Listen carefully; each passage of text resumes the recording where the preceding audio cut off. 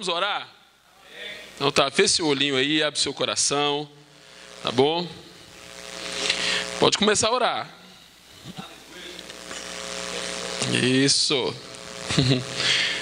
Ai, Deus. Pai, eu quero te agradecer por todas as coisas. Te dizer que o Senhor é lindo e que nós te amamos. O Senhor é o Deus mais bonitão que existe.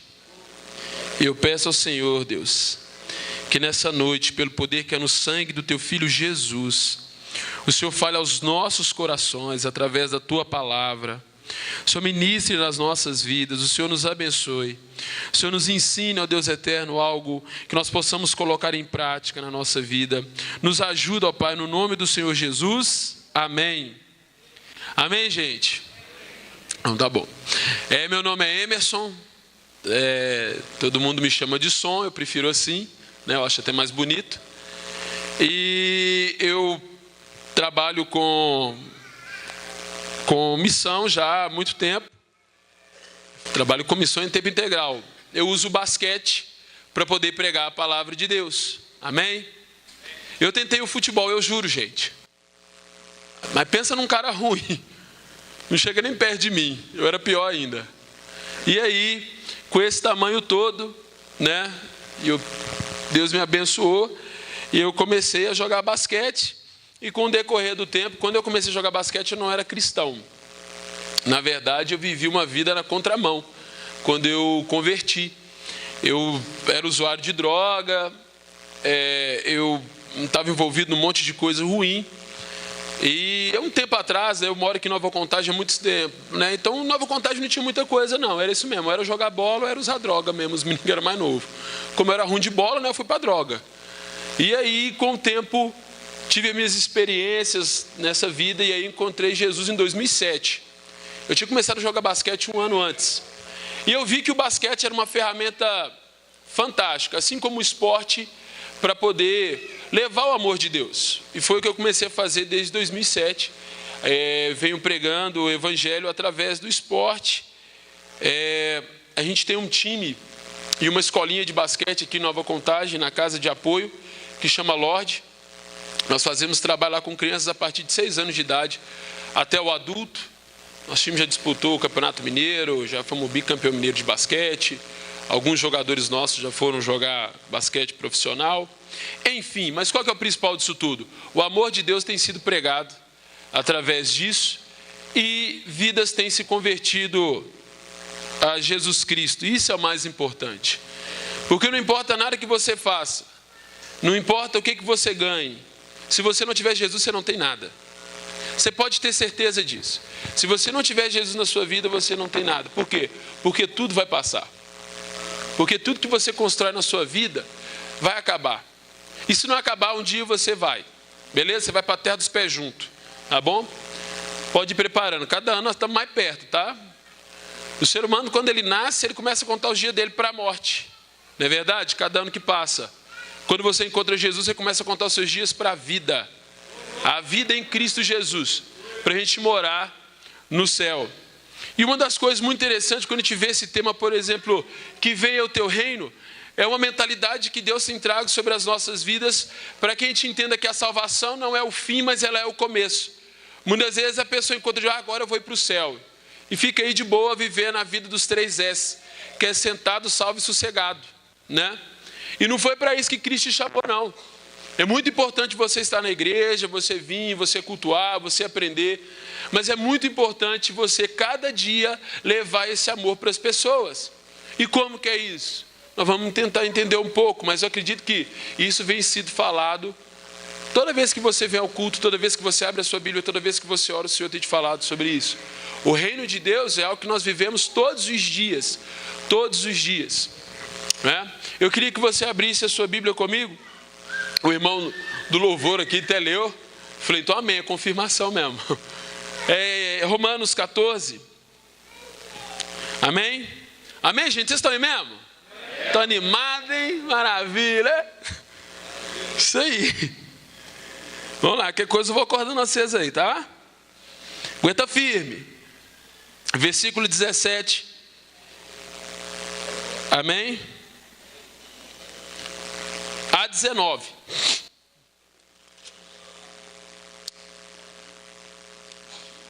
Amém? Amém ou amém? Então tá, então vamos lá. Pois o reino de Deus não é comida nem bebida, mas é justiça e paz e alegria no Espírito Santo. Versículo 18.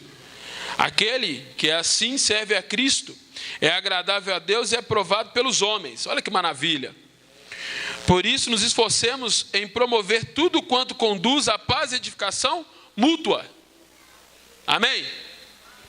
Então, nós já entendemos que o reino de Deus, ele não é comida, nem bebida, né? Nem aquele churrasquinho que a gente gosta, aquela gordurinha maravilhosa, aquela coxinha que rola na festa dos irmãos, que é tropeiro que vai rolar logo mais.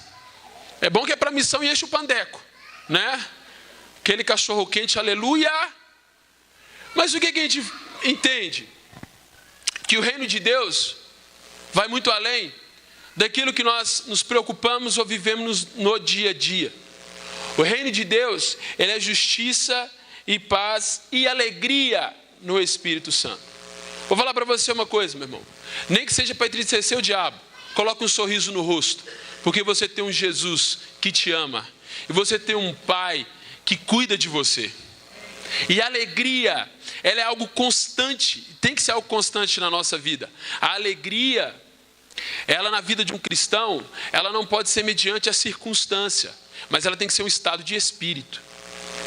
A alegria de um cristão, ela não pode ser variável de acordo com aquilo que você vive, porque problemas todos nós temos, dificuldade todos nós temos, mas nós temos um Deus aonde recorrer. E Ele é o nosso socorro e Ele é a nossa alegria. Então, muitas das vezes nós temos andado apenas até onde as nossas vistas alcançam. Mas a Bíblia diz aqui que é diferente, que o reino de Deus vai além. Paulo tratava de um contexto aqui na igreja, por causa da comilança, por causa do preconceito que as pessoas tinham, porque um fazia isso, o outro fazia aquilo, o outro não concordava, não é verdade? E Paulo fala aqui sobre respeito, entendeu? Estava entrando coisas que eram ligadas mais à religião do que a Deus. Eram mais costumes que o povo tinha do que a Deus. Nós não podemos esquecer que nós servimos a Deus. Amém? Ontem eu fui convidado a jogar um campeonato de basquete. E o Simão falou assim, a gente está chamando jovens para pregar. Eu falei, vixe, minha fase já passou. Ontem eu fui jogar um campeonato de basquete veterano. E aí, depois ali, teve um churrasco. E aquela galera, todo mundo reunido. E o pessoal comendo, tomando a cerveja deles. Aquele eu lá no meio. Né? O crente não pode perder uma boquinha livre, né? Porque churrasquinho rolando, eu sentei ali. E estou conversando com as pessoas. E, cara, é simples. Você, não importa onde você está. Se você é um cristão, Cristo Jesus nunca sai da sua boca e nem do seu coração. O cara veio, eu estou sentado, a primeira coisa, o cara foi colocar cerveja, mas eu não bebo não, amigo. Não bebo não, tá? Ah, não bebe não. Rapaz, outro cara do outro lado, ele já virou para mim e falou assim, você é crente? Eu falei, sou cristão. Ele falou, você é de qual igreja? Aí eu falei, a igreja que eu era e tal, e nós começamos a conversar. E nisso eu tive uma oportunidade de falar do trabalho que eu desenvolvo aqui na comunidade de Nova Contagem. E falar daquilo que a gente faz, e falar do amor de Deus, e falar, olha ali, a gente ensina os meninos a jogar basquete, mas a gente prega, a gente fala do amor de Jesus. Então, eu não fiz diferente do que eu estou fazendo aqui com vocês hoje. E eu quero te dizer até uma coisa, meu querido. Eles precisam ouvir mais que vocês. Porque vocês conhecem a verdade. Tirando aqueles que estão aqui hoje visitando, que vieram a primeira vez, que estão ouvindo falar de Jesus aqui. O restante da igreja, meu irmão, vocês estão aqui aprendendo algo para vocês colocarem em prática amanhã. Beleza? É para amanhã, é para na sua escola, no seu trabalho, na sua família, quando você voltar para sua casa. Evangelismo, meu irmão, pregação tem que fazer onde que eu estava ontem. Ali no meio deles. Porque Cristo nos chamou para isso, para ser luz. Porque se não fosse assim, eu não estaria aqui hoje. Beleza? O reino de Deus, ele é justiça, ele é paz, ele é alegria no Espírito. Em diferentes circunstâncias que nós vivemos, nós temos que ter um sorriso no nosso rosto, nós temos que ter alegria, nós temos que entender quem é o Deus que nós servimos. Você entende o Deus que você serve? Você entende o poder dele? Você entende por que você está aqui hoje? O que te trouxe aqui hoje? Qual é a motivação do seu coração? Sabe qual tem sido o problema da nossa geração como cristão? Nós somos uma geração que menos parece com Jesus. E eu não estou falando de visual. Estou falando de testemunho de vida. No nosso trabalho, na escola, nos nossos afazeres, no trânsito, no nosso jeito de caminhar, de falar, as nossas piadas, os vídeos que nós assistimos, os grupos de WhatsApp que nós pertencemos. Meu irmão, deve ter uns 3 grupos aqui que não deu tempo de eu sair, o povo me deixou lá sozinho. Todo mundo saiu e me deixou no grupo sozinho. Porque muitas vezes a conversa, a piada, o vídeo, eu falo, galera, poxa, não dá. Isso aí não rola. E aí a galera acaba... Mas está aqui, né? E a gente acaba se envolvendo de uma forma errada. A palavra cristão, meu querido, acho que você já sabe disso. Sabe por que nós somos chamados de cristão? Sabe onde que nasce isso? Por que vem isso? Sabe? Na igreja de Antioquia, quando eles começaram a se chamar de cristãos, pequenos cristos, imitadores de Cristo. Olha o pequeno cristãozinho ali. É aquilo que nós ouvimos há muito tempo atrás, os jovens ouviam na escola e hoje infelizmente ouvimos. O crentinho. O crentinho lá, crentinho. E nós achamos, né, que isso é uma forma pejorativa, meu irmão. É lindo de se ouvir. É porque você não está compactuando com a forma suja e pecaminosa de se viver, com esse sistema corrompido que o mundo vive hoje. Por isso nós somos chamados de cristãos. Entende? Não é pela forma de se vestir, é pelo nosso comportamento, é pela luz do Espírito Santo que brilha através de nós. As pessoas têm que reconhecer Jesus na nossa vida, meu irmão. Não é apenas pela forma que a gente se veste, não. Isso não tem nada a ver, não, meu irmão. A embalagem não pode alterar a qualidade do produto, não, meu irmão. Embalagem é embalagem. Embalagem é embalagem. Entendeu? Estou falando com o Elcimar, né? Falei, Elcimar, não vi de terno hoje não, amigo. Eu estou me habituando a isso ainda. Né? Quando eu fui casar, minha esposa nem pôde vir hoje de culto de Santa Cecília na igreja, não deu para ela vir comigo. Mas quando eu fui casar, eu tentei o máximo. Falei com minha mãe, sua mãe, eu vou casar de bermuda. Misericórdia, menino. Que é isso? Você vigia? Crente não casa assim, não? Minha mãe é casquetona, sabe? Falei, que tem? Mas que tem o quê? Temor a Deus, uai. Tá bom, né? E eu casei de dia, um sol, meu irmão, na muleira. E aí eu falei, poxa, tem que agradar minha mãe. Aí eu falei, mas o que eu fiz? Eu coloquei um terno assim, casei de calça jeans e tênis. Ela ficou meio assim ainda, né? Tá bom, mas podia ser melhor, né? E às vezes a gente pensa muitas das vezes, né? O que você acha que Jesus vai olhar em você? Sua vestimenta ou seu coração? É o coração, não é? Não é verdade? Mas o seu coração te move a viver, a vestir e a falar de uma forma que agrada a Deus. Não se esqueça disso. Não se esqueça disso. Eu trabalho com jovens há 10 anos. E eu nunca fui de ligar para o jovem da forma que ele se veste. Mas às vezes eu falo com ele, aqui, deixa eu te perguntar, você iria assim para uma festa de 15 anos da sua amiguinha? Não, eu falei, então por que para a igreja você pode vir de qualquer jeito? Você iria assim para uma festa do seu colega? Não. Mas para a igreja você pode vir de qualquer jeito. Eu vou muito para a igreja. Na minha igreja eu prego muito de bermuda. Né? Minha mãe não pode nem ficar sonhando disso. Às vezes de chinelo. Uma igreja que é 90% jovem. Mas eu sempre falo com os meninos, olha, eu sempre escolho a minha melhor bermuda e meu melhor chinelo. O chinelo eu não posso escolher muito não, porque o pé é muito grande, é 47. Então o que achar é isso mesmo. Não é fácil não, gente. É uma busca, é oração. O Senhor me ajuda, estou ficando descalço, Senhor. Assim como meu irmão, não tem muita glória não, mas é eita. Porque para achar, meu querido, às vezes eu vejo ali, né, Senhor, no povo no deserto ali, né, eles iam crescendo e a sandália junto, né. Deus ia me dar 2 Titanic para colocar no pé. Mar Vermelho, eu falo, precisa abrir o Mar Vermelho, não pode ir com as 2 lanchas. Se eu tivesse lá, ele ia falar isso. Mas enfim. Abra sua Bíblia comigo em Mateus 6. Nós vamos falar sobre isso. Vocês estão aí, gente? Não tá. Quando não tiver mais, fala comigo, viu? Isso.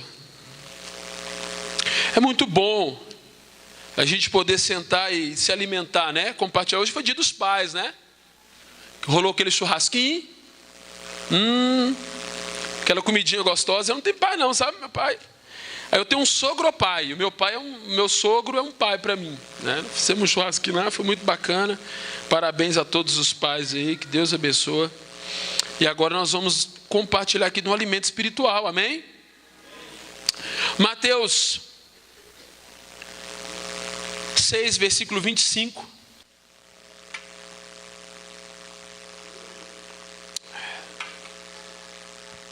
Diz assim: portanto, eu lhes digo, não se preocupem com a sua própria vida, o quanto comer ou beber, nem o seu próprio corpo, enquanto ao que vestir. Não é a vida mais importante que a comida, e o corpo não é mais importante que a roupa. Observem as aves do céu. Não semeiam, nem colhem, nem armazenam em celeiros. Contudo, o Pai Celestial as alimenta. Não tem vocês muito mais valor do que elas? Quem de vocês, por mais que se preocupe, o quanto pode acrescentar uma hora que seja a sua vida? Porque vocês se preocupam com roupas. Vejam como crescem os lírios do campo. Eles não trabalham nem tecem. Contudo, eu lhes digo que nem Salomão em todo o seu esplendor vestiu-se como uma delas. Se Deus veste assim a erva que está no campo, que hoje existe e amanhã lançada ao fogo, não vestirá muito mais vocês, homens de pequena fé.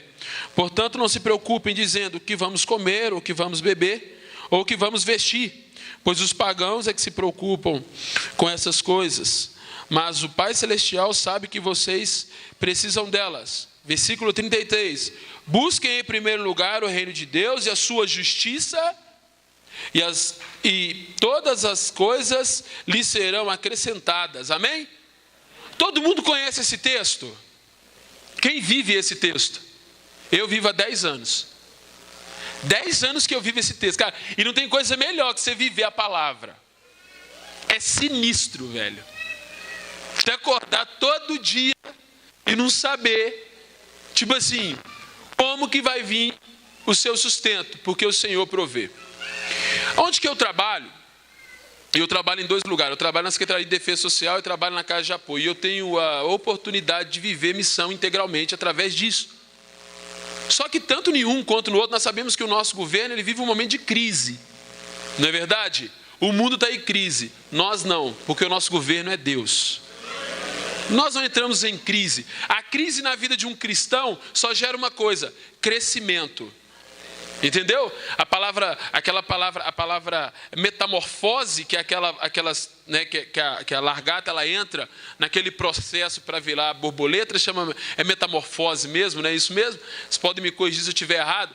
E ela, no seu original, ela quer dizer crise. A crise gera crescimento, ou ela te para. Nós somos cristãos, beleza? Nós vamos avante. Nós caminhamos em direção a Deus, em direção a Jerusalém Celestial, porque o caminho é Cristo Jesus. Nós não podemos parar. Então nós vivemos isso. Nós lemos que o reino de Deus ele não é comida nem bebida, mas é justiça e paz e alegria.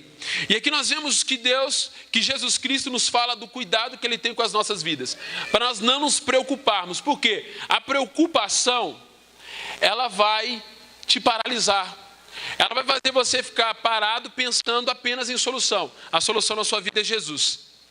Não tem outra, velho. Pode orar que Deus vai te responder. Eu estou te falando a real. Pode orar que Deus vai te responder. Entende isso? O problema muitas vezes não está em Deus, está em você. Qual é a medida da sua fé? O tanto que você acredita que Deus vai te responder. Essa é a questão. E aí, Jesus nos fala do cuidado que Ele tem. E Ele diz assim: buscar em primeiro lugar o reino de Deus e as outras coisas não serão acrescentadas. Ontem eu estava falando numa escola de pais. E eu estava falando para os pais ontem nessa escola. E eu falava com eles que muitas das vezes os pais se preocupam em oferecer o melhor para os filhos, mas esquecem de oferecer amor e um tempo de qualidade. E isso é um problema. E se nós lemos em Salmo 127, fala que os filhos são a herança do Senhor. Mas lá no versículo 1 de Salmo 127 diz assim: se Deus não guardar, em vão vigia o sentinela. Se Deus não fazer, em vão você trabalhar para construir a sua casa. Meu irmão, você vai trabalhar, você vai se cansar, você vai se preocupar e vai acabar. Você entende? Eu aprendi uma coisa, às vezes no meu celular, durante o dia eu coloco um despertador 2 ou 3 vezes no dia, às vezes 2 horas da tarde, 6 horas da tarde. Esse despertador, quando ele desperta, eu paro um pouquinho e penso, o meu dia foi produtivo ou eu fiquei ocupado? Ocupado vem de preocupação. É quando eu fico ocupado. Quando eu estou ocupado, eu não vou produzir. Deus, através de Jesus Cristo, seu Filho fala para não andarmos ansiosos, não andarmos preocupados. Porque quando você anda preocupado, você não confia em Deus. Você quer resolver na sua força, na sua maneira. Entende isso? E o reino de Deus não é isso. O reino de Deus é onde nós entendemos que o governo está... Onde está o governo? Deus é o nosso governo? É. A Bíblia diz em Isaías que o governo está sobre os seus ombros. Amém? O governo está sobre os seus ombros. Cristo, Ele é o cabeça. Ombro é corpo. O governo está sobre nós. Deus já nos deu autoridade. O que nos falta é exercer e praticar. É termos fé. É acreditarmos. Entende isso? Exercer fé. Beleza? Nós vivemos num mundo onde tudo é muito prático. O crente, muitas vezes, ele não precisa mais orar quando faltam as coisas dentro de casa. Ele usa o Deus chamado cartão de crédito. Entende? Passou a necessidade, arruma um cartão, compra. Não vai mais para a oração. Todas as necessidades, ela vem sendo suprida do Senhor. E muitas vezes nós entramos em apuros financeiros porque nós não pedimos orientação a Deus. Essa semana passada eu passei por uma experiência assim. Eu fui renovar minha carteira de motorista. E aí a menina falou assim, olha, a sua pauta para tirar a carteira D está aberta ainda. Se você fizer, você perde tudo que você já fez. Aí eu fiquei todo empolgado. Falei, agora eu vou tirar minha carteira D. E tal, e vai ser bacana. Só que, quando eu fui na autoescola, olhei tudo, vai ficar em tanto. Falei, muito barato, porque se eu fosse fazer todo o processo, ia ficar em mais de R$2.000. Falei, muito. E quando eu ia fechar, falei, eu vou orar. Vou ver o que Deus pensa sobre isso. E eu fui orar. E estou orando, só que depois que a carteira vem, você tem 30 dias para você poder renovar ela. E o tempo foi passando. Eu falei, Senhor, não estou querendo te incomodar não, mas é aquele assunto da carteira de novo. Se eu puder me responder, eu agradeço, porque senão eu vou ficar mais em apuros ainda, sem tirica e sem tiraco. Se eu puder me ajudar. E o documento do meu carro não chegava não. E eu olhava, não constava nada. Aí, semana passada eu fui olhar. Aí tinha uma multa de radar. Não estava correndo muito não, viu gente? Passei uns 69 no radar de 60.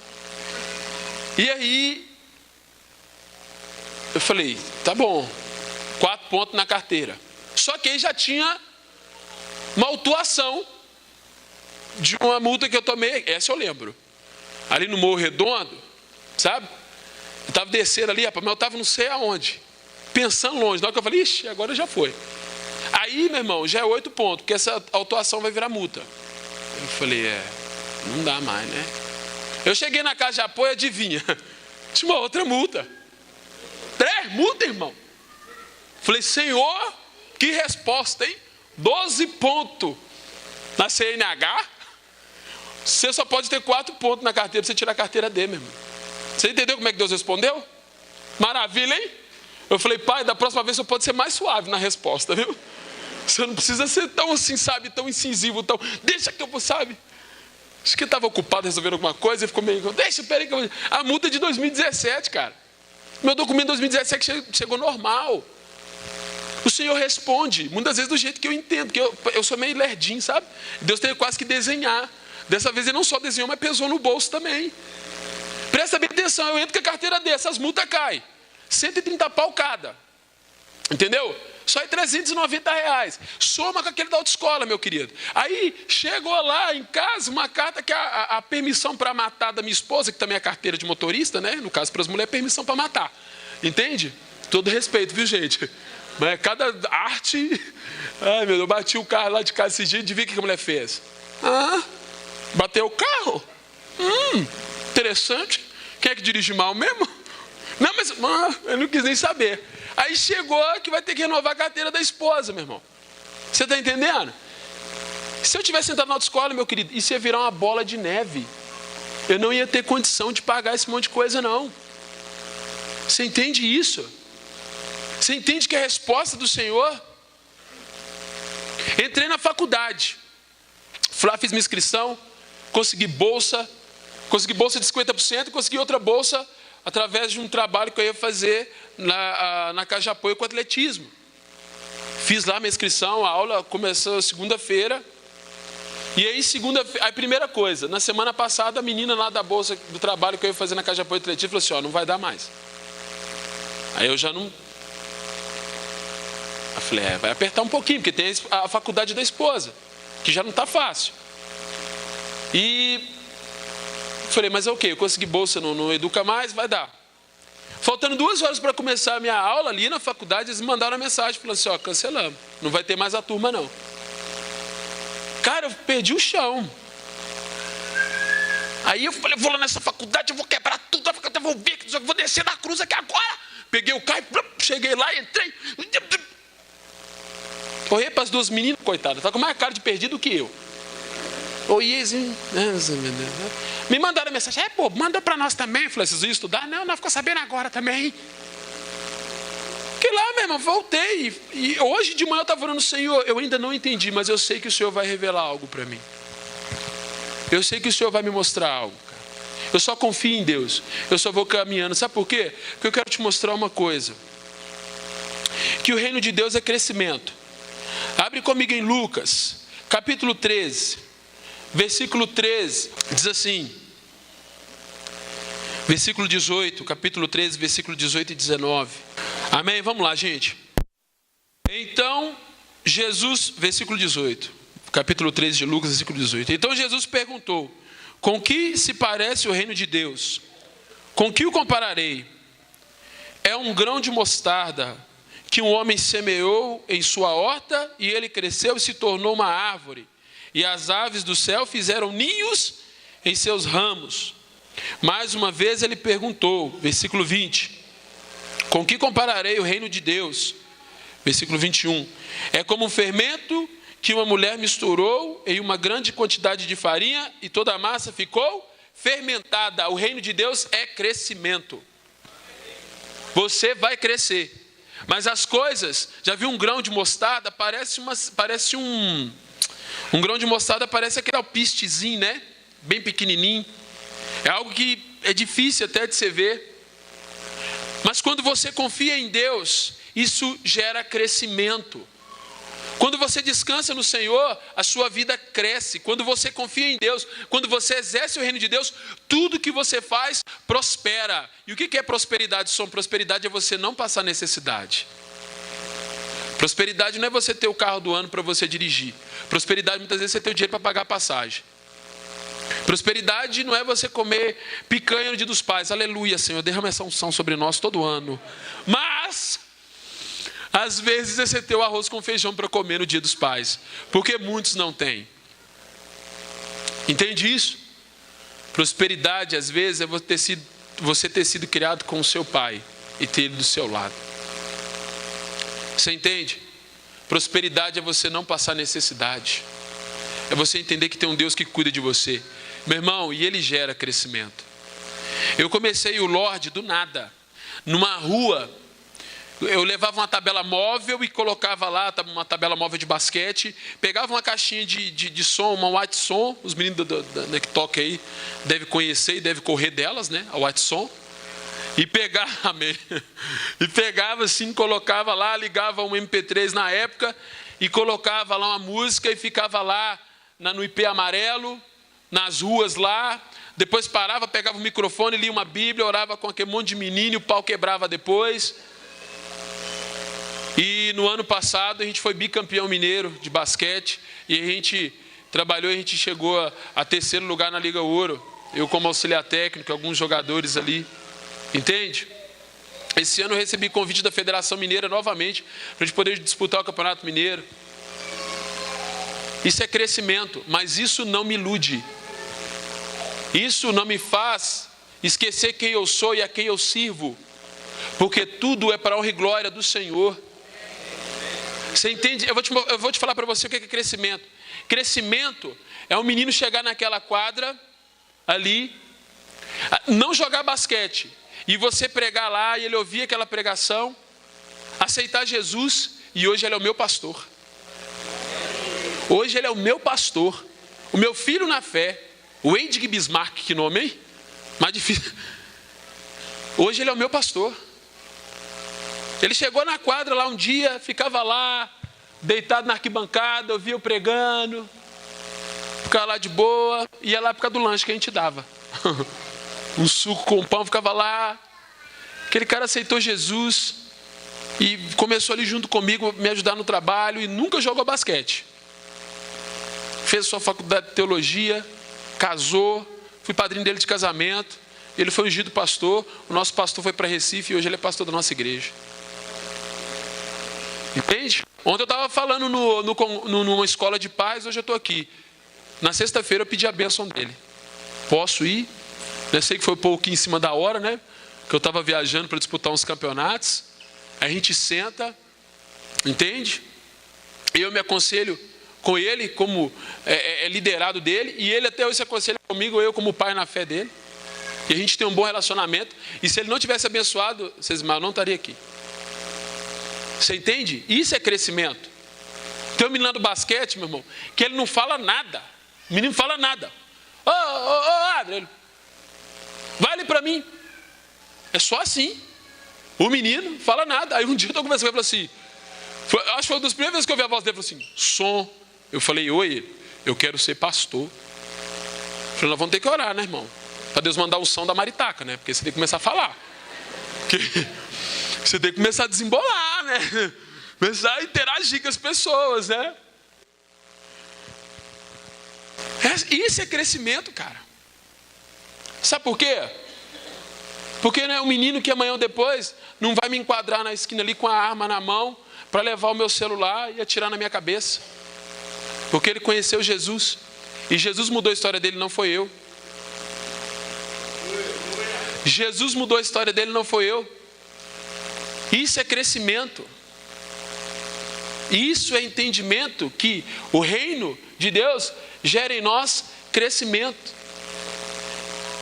Você entende? Você vai ser próspero no seu trabalho, você vai ser próspero na sua casa, você vai ser próspero na escola, na sua faculdade, se você permitir que Deus cuide da sua vida. Se eu não permitir, me esforçar, vai ser? Vai ser. Só que no final, qual recompensa você vai dar para a sua alma? Nós vamos para Jerusalém, meu querido. Eu não sei você, mas eu estou doido que Jesus volta logo, meu irmão. Eu falo isso com ele direto, papai, o senhor está ligado. Só que se eu quiser mandar a nave aí, igual o senhor mandou para Elias, pá, nós entra na nave e vamos embora. Não precisa ter fogo não. Se você quiser mandar, né, assim. Cara, o que tem te prendido aqui? É o seu trabalho? É a faculdade? É o namoro? É o casamento? É aquele apartamento? É aquela casa na praia? É aquela viagem? Meu irmão, não tem nada que pode te prender não, meu irmão. Não tem nada que pode ser maior que Deus na sua vida não, amém? O reino de Deus é precioso. Mateus 13, versículo 44 e 45. O reino dos céus é como tesouro escondido num campo. Certo homem, tendo encontrado, escondeu de novo e então, cheio de alegria, foi e vendeu tudo o que tinha e comprou aquele campo. O reino dos céus também é como um negociante que procura pérolas, colares de pérolas. Encontrando uma pérola grande, de grande valor, foi, vendeu tudo que tinha e comprou. É precioso. O reino de Deus é algo valoroso. O reino de Deus é algo quando a gente encontra, a gente larga tudo, entende? E se dedica a ele. Vocês estão entendendo isso? A Bíblia diz que o reino de Deus é como uma pérola. Eu lembro muito de Chaves, né? Quem lembra de Chaves? Quando o seu professor de lá fala, colares, do que são feitos colares de pérolas? Vocês lembram disso? Não, né, gente? Não sei se vê Chaves mais não, né?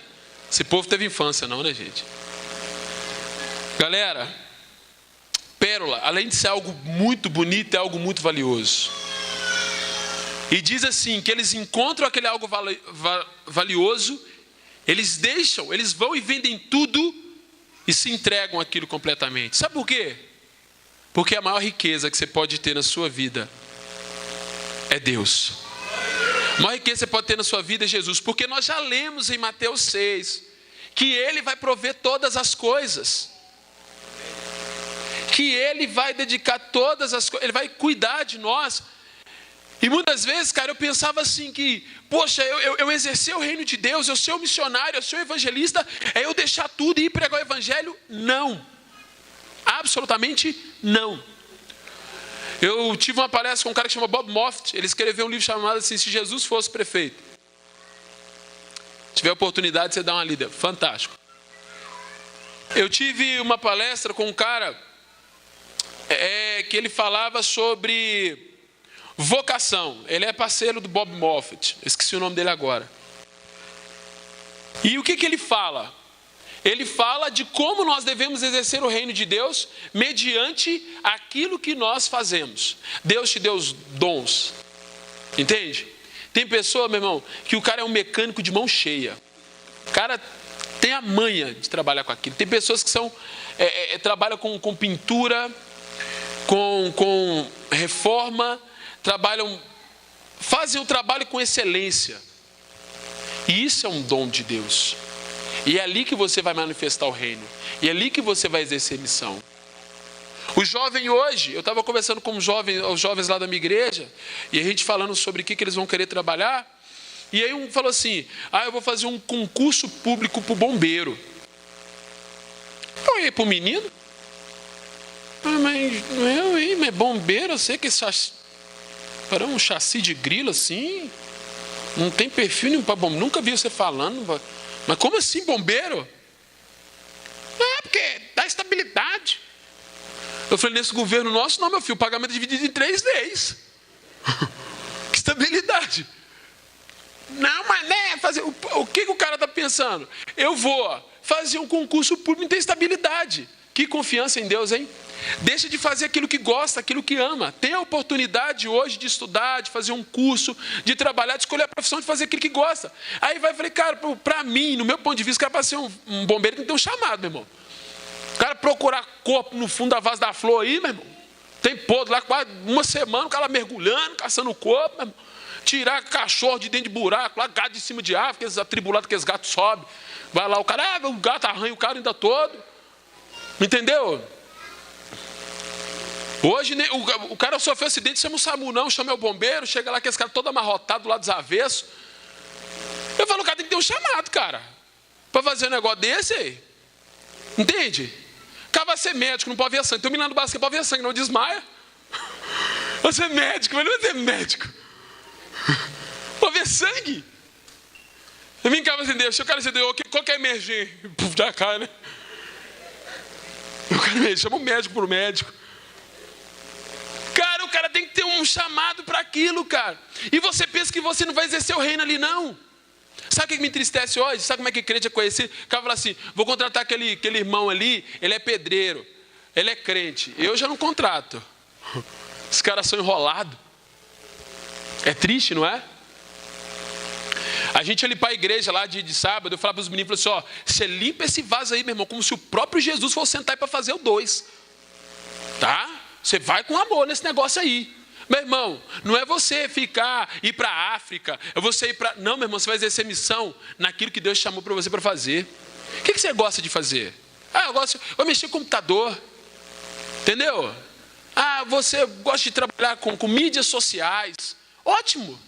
Uma coisa que hoje em dia, além de dar dinheiro, está crescendo muito, você gosta disso, vai. E você não vai exercer o reino nisso não, por quê? O que te impede? O que te impede de fazer uma arte com excelência, de fazer um bom trabalho? E as pessoas veem algo diferente na sua vida. Você é motorista de ônibus? Chega ali na segunda-feira, né, os caras têm que trabalhar no mal-humorado, e o cara... carregaram sua mãe aqui não! Os pessoal ficam no desespero. Aí chega lá, o motorista na porta, bom dia, o que tem de bom? Vai embora. Entende? Mas o cara mostra algo diferente, o cara está ali, o cara gosta daquilo, meu irmão. O cara vai fazer com excelência, que a gente confunde que isso é missão, que trabalhar com evangelismo é deixar tudo e ir viver por conta disso. Não, meu querido, é no seu trabalho, é na sua escola. Um dos maiores ministérios que tem aí de música, né, que tem o Unite, né, o Hillsong. Já viu a história dele, como é que ele começou? Numa escola. Ia lá, um grupinho de escola começou ali, depois foi para o acampamento. Só sabia tocar 4 músicas, repetiu as mesmas 4 músicas, os 3 dias de acampamento, misericórdia, quem aguenta. E aí nasce o ministério daquele tamanho. Você está entendendo? É fazer com excelência. De que forma que eu exerço missão? Através do basquete. Eu nem sou bom, só sou grande mesmo. Entendi isso. Nós fomos um campeão no interior de Minas, dos jogos escolares. E aí, na hora de tirar foto, a gente tem uma camisa que a gente leva, é escrito Jesus. Né? Cada letra do nome Jesus, né? O J, E, o S, o U, o S, aí forma o nome Jesus. Cada jogador veste uma letra dessa e forma o nome Jesus. E a gente foi campeão em cima de um time que era a base do Minas, que era um time fortíssimo. E a gente foi lá e fomos campeão. Na hora que a gente foi receber o troféu, os meninos vestiu a camisa de Jesus. Aí o árbitro chegou e falou assim: também com a ajuda dessa aí ganha mesmo, mãe. Você que não sabe, campeão.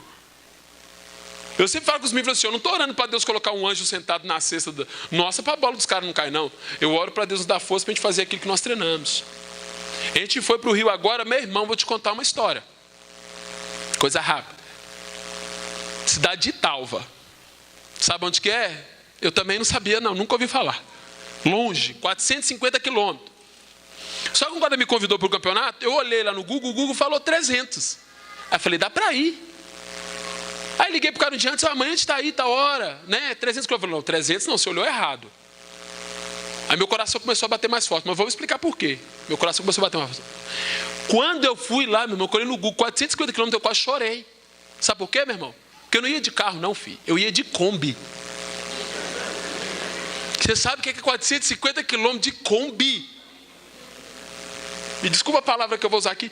As minhas nádegas, na volta, meu irmão, ficaram doendo 3 dias.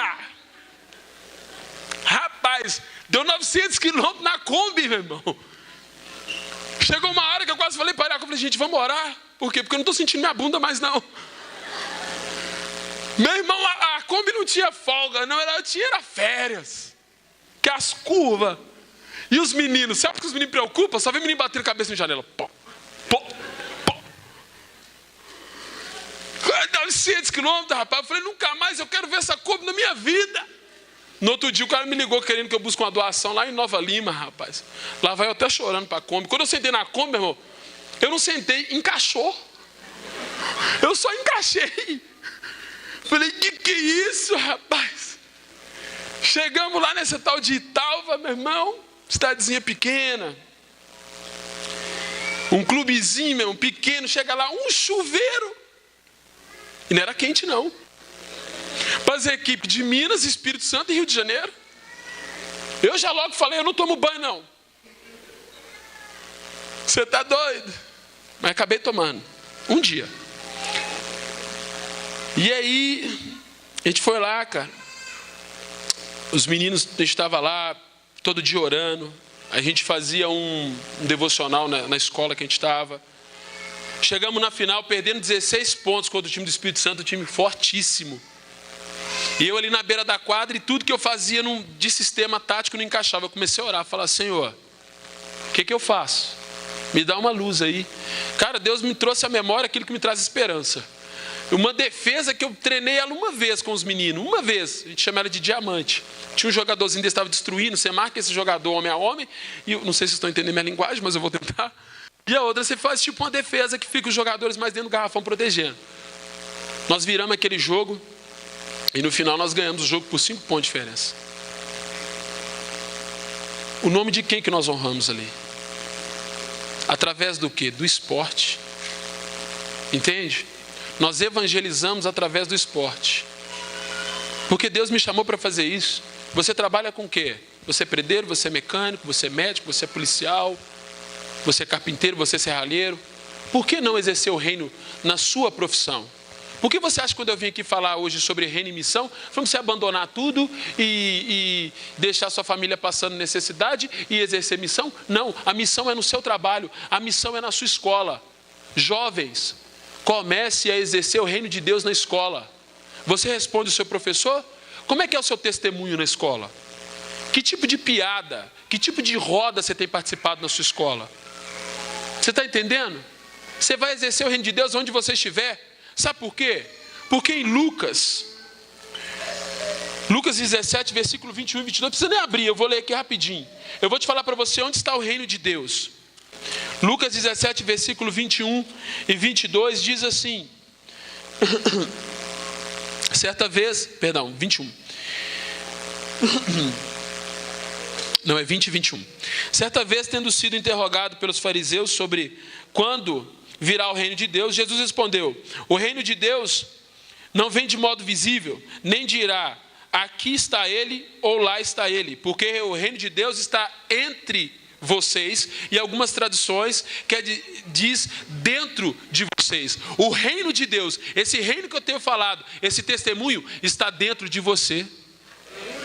Ele habita dentro de você, através do Espírito Santo. E quando você permitir que essa palavra que você ouviu hoje, que você ouviu aqui pela manhã, que você ouviu domingo passado, que você ouviu nos cultos que tem na sua igreja, não se torne vazia, não se torne algo que não faz efeito na sua vida. Essa palavra tem que entrar no seu coração, correr nas suas veias e queimar. Você vai exercer o reino onde você estiver. Eu quero te mostrar uma coisa. Sabe o que Jesus fazia para pregar o evangelho? Eu vou te mostrar o que Jesus fazia para pregar o evangelho. De que forma que Jesus pregava o evangelho? Olha só para você ver.